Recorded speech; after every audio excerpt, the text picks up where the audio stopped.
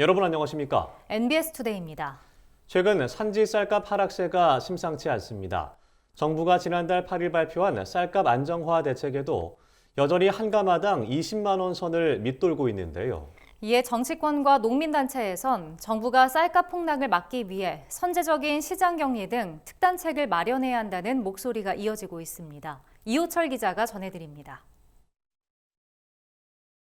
국회 농림축산식품해양수산위원회 소속 더불어민주당 의원들은 1일 국회 소통관에서 기자회견을 열고 정부의 쌀값 폭락 방지를 위한 특단의 대책 마련을 촉구했습니다. 통계청에 따르면 지난달 15일 산지 평균 쌀값은 80kg들이 한 가마당 19만 9,280원을 기록하며 20만 원 선이 무너졌습니다. 이후 25일에는 19만 8,620원까지 떨어졌습니다.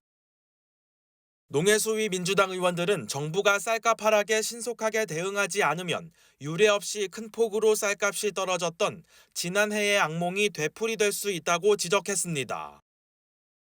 그러며 정부가 쌀값 안정화 의지가 확고하다면 초과 생산량에 대한 선제적 시장 격리에 적극 나서주길 바란다고 요구했습니다.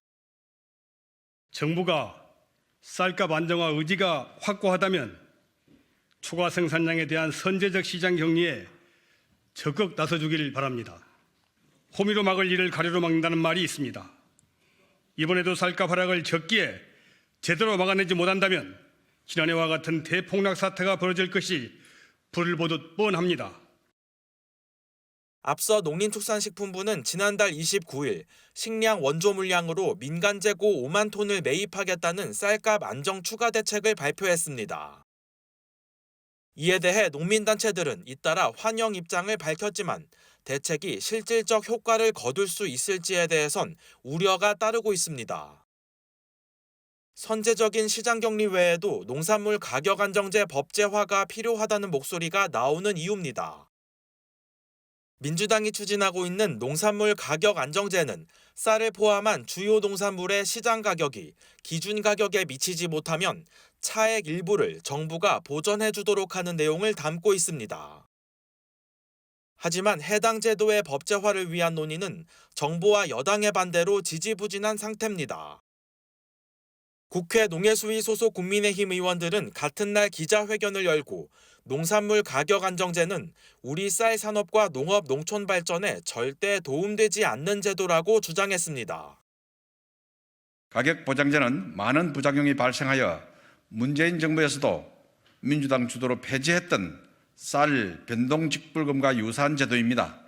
가격 보장제는 우리 쌀 산업을 과거로 회귀시킬 뿐만 아니고 쌀 산업과 농업 농촌 발전에 절대로 도움이 되지 않는다고 보고 있습니다. 쌀값 안정 대책을 놓고 정치권의 논의가 난항을 겪는 가운데 속절없이 떨어지는 쌀값을 바라보는 농민들의 시름이 깊어지고 있습니다. MBS 이호철입니다.